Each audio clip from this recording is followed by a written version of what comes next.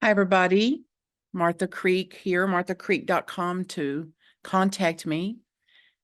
The title of the talk today is Make Your Life Come to Life. Make your life come to life. And it's inspired by our dear friend and colleague and beloved soul, Reverend Lenore Scott, who made her transition recently. After a full and fulfilling life, a gifted life, a life of service where she shared her gifts and served in very, very specific and known and unknown ways. So uplifting that life and the integrity of that life and how she touched many, many lives, including my own. And I have a great deal of gratitude that even though it was for a short time, it was a very rich time. And how much gratitude I have that I got to be in a convergence. Our souls got to converge for a bit of a time. Last summer in July, I was up in Michigan to serve in the ministry there. And she was at our picnic and she was doing well and was still more frail than before. She was weaker than before. And it was time to clean up all the picnic stuff, put away the tables and this, that, and the other. And mine patterned, Martha, Martha, thou art busy with many things, to get busy, get down the tables, get them all cleared off, get all this work done. And I can't just sit and be Mary, Mary, when Martha needs to be in the house doing a great deal of work. And I had a moment of where I had to make a choice of if I'm going to go my patterned way of getting busy, busy, busy and working and getting all this complete, or do nothing except go sit with my friend Lenore. And I had a feeling that day that it was the last time I would actually see her for whatever reason. And it was very uncomfortable to have to not tell everybody why I'm not working and why I'm not kicking in, why I'm not doing my part, why I'm not pulling my weight, and that I'm going to march right over in a corner of this tent and sit in a chair beside sweet Lenore and do nothing but be with her while the others are working and working hard. And I bared the discomfort of that and imagining judgments, what people would say. Why aren't you kicking in? Aren't you going to do something around here? Can't you see how much work there is to do? And I was willing to bear that discomfort, to be in integrity with my own soul and the guidance of my own soul to go and be with this beloved Lenore, my friend. And I did. So I had a sweet, sweet visit with her that was uninterrupted, that was just us. And she had asked for private time with me when I was up there, which was very dear and very, very sweet that she would request that she would even want that, and that she would reach out and make it known that that was important to her. So I felt like that we got to have another one of those private times to talk and to connect because of grace itself. The scripture reference today is one called from Matthew. Come unto me, all ye that labor and are heavy laden, and I will give you rest. So I believe Reverend Lenore went home, her rightful home, her eternal, infinite home. So that whatever laboring there was, whatever heavy burdening there was to be in the physical and the illnesses and the body and the decline of that she is at rest, returned to the heart and hands and the care of God, where she had never actually left. And I looked at what would bring healing to my own heart and what could bring healing to others. You listeners, the family, and even if you're listening and you didn't know Lenore, you weren't close to her, there's some kind of loss that you had that was traumatizing to you, that was hurtful, that was grievous, and that was a significant loss to you, and multiple ones likely. And this talk was inspired by hearing a talk on how the 7 medicines for healing, 7 medicines for healing, and based in psychology and indigenous leaders and healers who have found tried and true multiple medicines to reconcile some of our losses and our griefs and psychological, emotional wounds. So it's offered for that, the healing of this heart, of the heart of humanity, your heart, if you're listening, your tender, sweet heart. And that there's medicine here for it. So I hope you can hang in here and continue listening. And even if you don't identify with having grief or a loss or something like that, open to, if you can, what the medicine of this could mean for your own liberation or freedom and whatever something that could be stressing you, distracting you, or causing you to live less than in presence. And the first one is the truth. And I just shared an example of that, what was true for me, what was an integrity for me, which was to sit quietly with my friend instead of get up and get busy and work. It could be the medicine of truth could be to face the reality of a situation. And one comes to mind of another friend that I had that was dying a few years ago, and his partner could absolutely not accept that he was dying. He was in a great deal of denial and was not aware that he was in denial. And when I went into the hotel room where this man was, I said, he's actually in a dying, close to death. He's going to die soon. And his partner for 35 years, somebody that knows him well, said, oh no, he's not dying. This is just fluid in his lungs, and we'll go to the hospital in a few days and they'll drain it off and he'll be fine. And he died in a few hours. And the truth of that was medicine for me, and was eventually medicine for this other man who couldn't hear it. He's thanked me and has thanked me many times, and has since wrote a book and uses it now for workshop material of just how deeply in denial he was, and that denial will not save us, and that denial will not save our loved ones. So the first medicine is truth. The second medicine for our own liberation and for collective liberation is to free our heart. So the example I gave was another example of me freeing my heart to be my authentic self that day, to just sit with Lenore and be friend with her instead of doing my normal patterned busy work.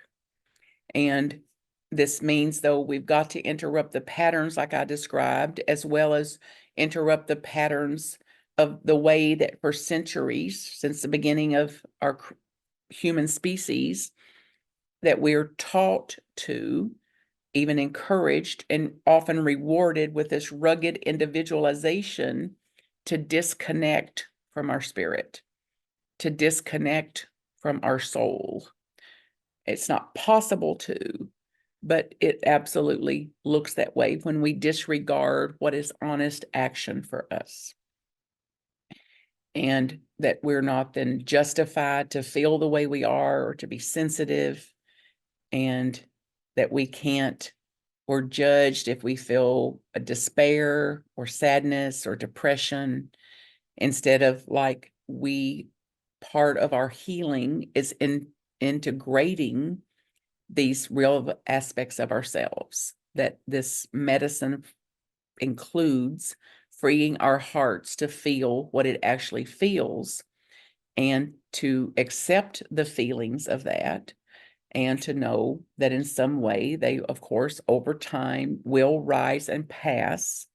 They do have a life, a shelf life, and that they're not going to be free to pass or free to process if we continue to suppress them, depress them, deny them, or try to control or make wrong or judge ourselves for having the feelings that we do. So the second medicine to free our heart to feel, to free our heart to express in whatever way that it does.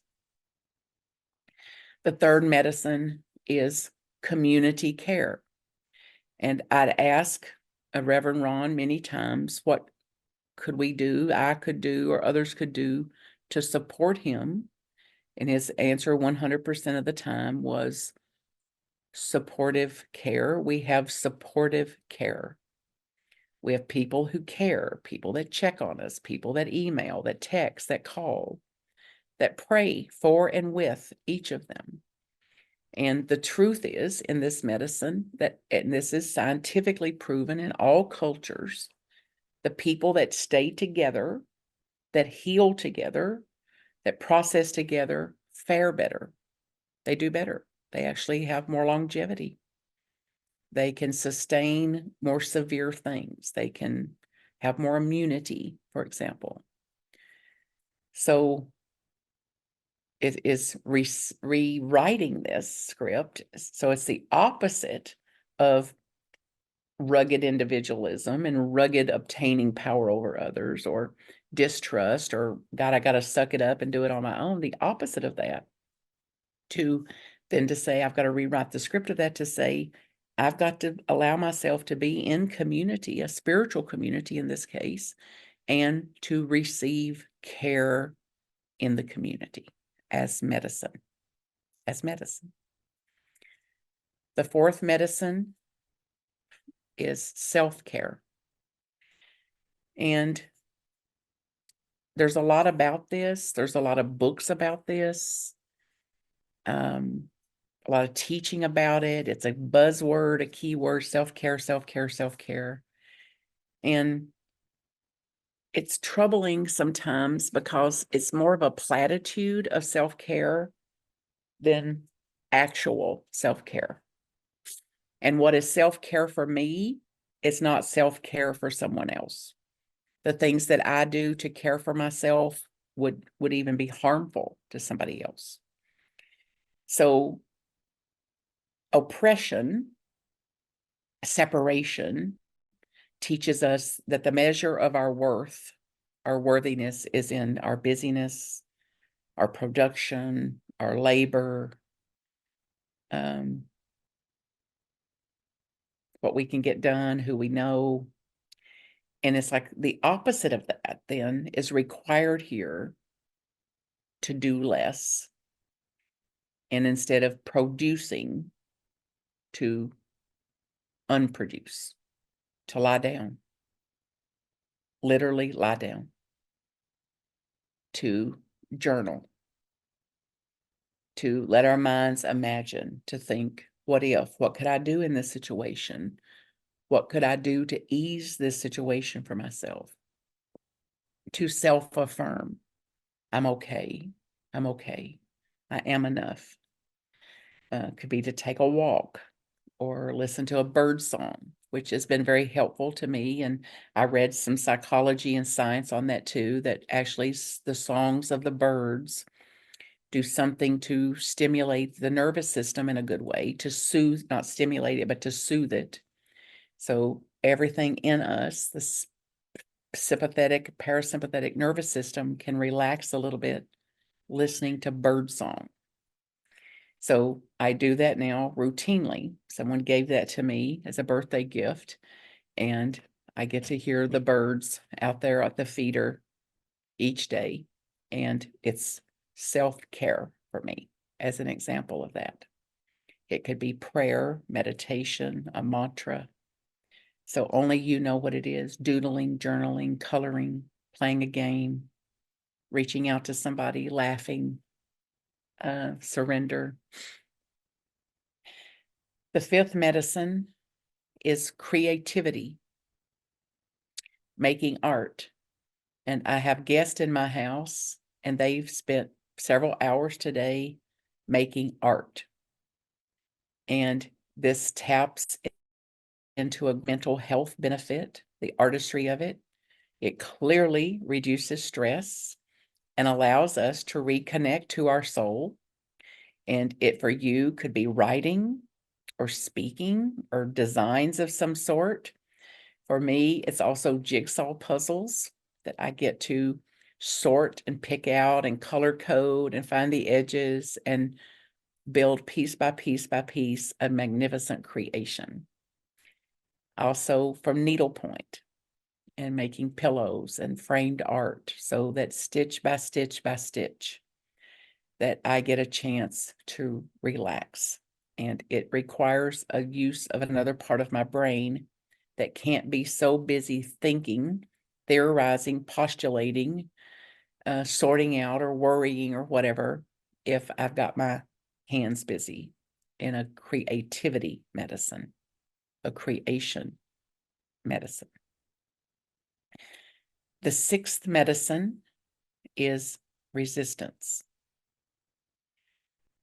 Liberation psychology is not just about coping with stress and oppression, but it's also to serve as an agent of change.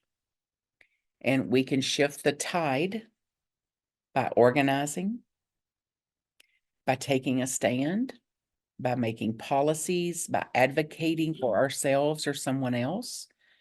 It could be parenting with integrity, parenting with purpose. It could be being an ally for someone, what my teacher Edwin Gaines would say, a co-inspirator for something that means a lot to me. A way of doing something that leaves me feeling and clear that I'm moving forward. One small step that moves me forward in some way. It also helps me to dismantle beliefs, to dismantle old ways, old paradigms, old ways of thinking that is not serving me in this matter. To be innovative. What could I do in this situation? What could lift this off of me? A feeling of overcoming, that even in this pain, even in this loss, that I am also aware of a great resilience that I have, that I'm equipped for this. It is uncomfortable, it is not fatal, and that I can liberate myself as I then resist the feelings of insecurity and find actual security in my innate worth, my innate child of godness, and that I'm going to be more resistant then to intimidation, to judgments, to external oppression or an internalized oppression. So resisting that as a medicine, that the tendency for that can be interrupted. And the final medicine of the 7 medicines is our culture. And hurts, losses, oppressions tends to erase certain things in our culture, even parts of our language, traditions, also our resilience, our grit, our strength, our source, and our roots. So in order to liberate ourselves for this kind of healing, internal healing and self-healing, and then therefore a collective healing for humanity, that we must reclaim our own cultural wisdom. Our cultural wisdom that is wealth. to take back our spirituality.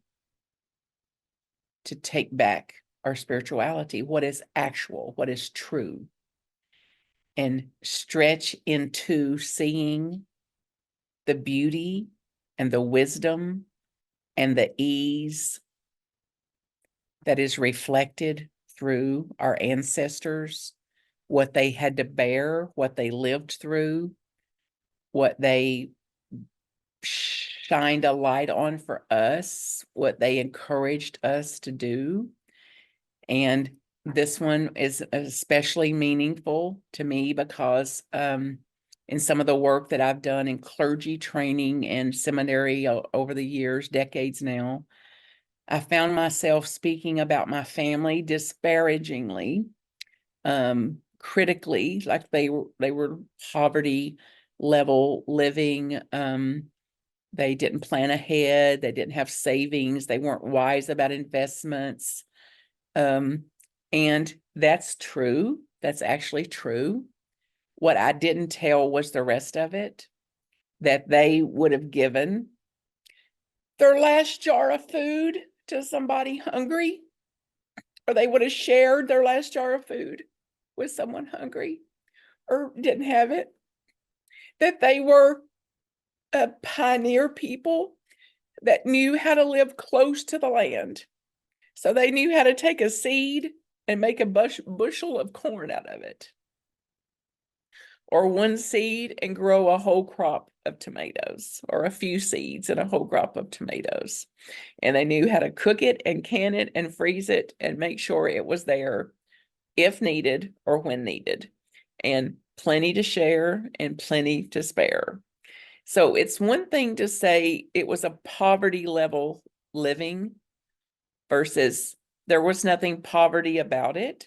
And Mother Teresa said it one time, and it's an adaptation. I don't recall the quote exactly as it was, but it's like, y'all over there, you white privileged, highfalutin Americans, believe that we're over here in India living in poverty. And you're more in a spiritual poverty than we are, because here we will share half of our one potato for somebody else to eat. We would share half of one banana for somebody else to have one. And you have stalks and stalks of bananas, and it doesn't occur to you to share one. So this is reclaiming our culture, our roots, our strength, our source, our resource, our traditions, our language, our rituals, and to liberate ourselves as we reclaim this, and that this is a part of our spiritual, emotional wealth and health. And this cannot be done in isolation. And we're still under a great deal of the effects of the isolation of a few years ago. And there's not been a real healing of that, or processing of that, or recovery of that.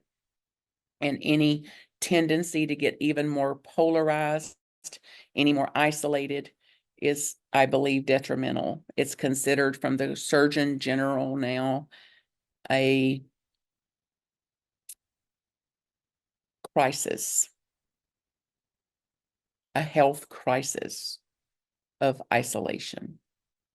So together, we're better. Together, we have more longevity. Together, there's more healing. Together, there's more resource. Together, there's more of our radiant selves. Together, there's more gifts and gift sharing. And we're here in this together, awakening to the truth that our liberation, our freedom, our spirituality, our oneness is interwoven. We are interdependent, interconnected, and we're called, I hope, and inspired and further inspired today through our own free will to say, I've got to break every chain. To break every chain. And as beautiful, sweet Lenore said, to make our lives come to life. To make our life come to life. So come unto God with all the labor and all your heavy laden. Come home. Find rest in God. Find rest in what cannot be threatened. And let's not wait till we die. Let's heal now.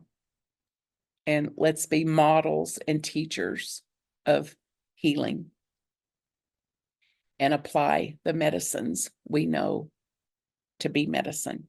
And as Mama would say, take your own medicine. The truth, the first medicine of truth. The second medicine, to free your heart.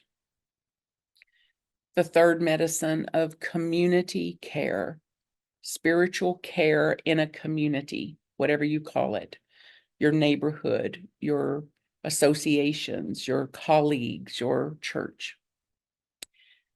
The fourth medicine of self-care, of interrupting patterns. The fifth medicine of creativity, of art, of dance, of writing, of speaking, of design, of creation, recreation. And the sixth medicine of resistance, and not resistance of what is, but resistance to settle for what can be changed. So changing what we can, accepting what we cannot change, and changing what we can. A co-inspirator for what we want to move toward, a co-inspirator for creating the kind of world we want to be in and be a part of. And then the final medicine, to return to our culture, to take back our spirituality and to be and express in a way that we're going to be glad we did instead of wishing that we had of. God bless you. MarthaCreek.com to contact me. Godspeed, rest in peace, rest in the arms of God in eternity and infinity, beloved, sweet Lenore. I am grateful, so grateful to have had precious moments with you. And to all of you listening, you're precious too. And any way I can support you, get me word. Blessings.